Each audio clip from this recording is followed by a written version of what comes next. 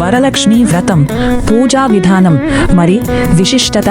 నమస్కారం అందరికీ. మన సంప్రదాయంలో ఎంతో విశిష్టమైన పండుగ వరలక్ష్మి వ్రతం. శ్రావణ మాసంలో భక్తి శ్రద్ధలతో వరలక్ష్మి అమ్మవారిని పూజించి కుటుంబంలో సుఖ సంతోషాలు, ఐశ్వర్యం, ఆరోగ్యం, శాంతి కలగాలని కోరుకుంటారు. వరలక్ష్మి అమ్మవారిని మహాలక్ష్మి స్వరూపంగా భావిస్తారు. అమ్మవారిని భక్తితో పూజించడం వల్ల ఇంట్లో శుభం, సౌభాగ్యం కలగాలని మన పెద్దలు విశ్వసిస్తారు. ముందుగా పూజ చేసే ప్రదేశాన్ని శుభ్రంగా చేసుకుని అందంగా ముగ్గు వేసుకోవాలి.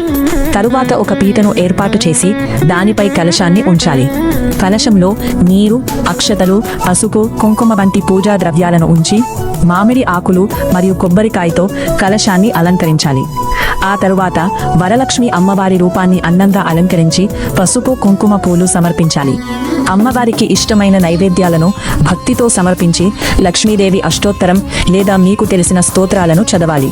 పూజలో ముఖ్యంగా మనసులో భక్తి, శ్రద్ధ ఉండడం చాలా ముఖ్యం.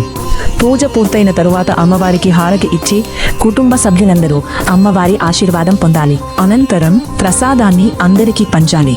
వరలక్ష్మి వ్రతం కేవలం సంపద కోసం చేసే పూజ మాత్రమే కాదు.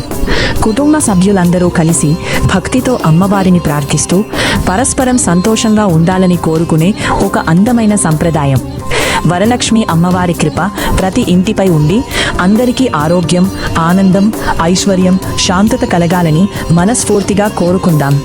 శ్రీ వరలక్ష్మి అమ్మవారికి జై. ధన్యవాదం.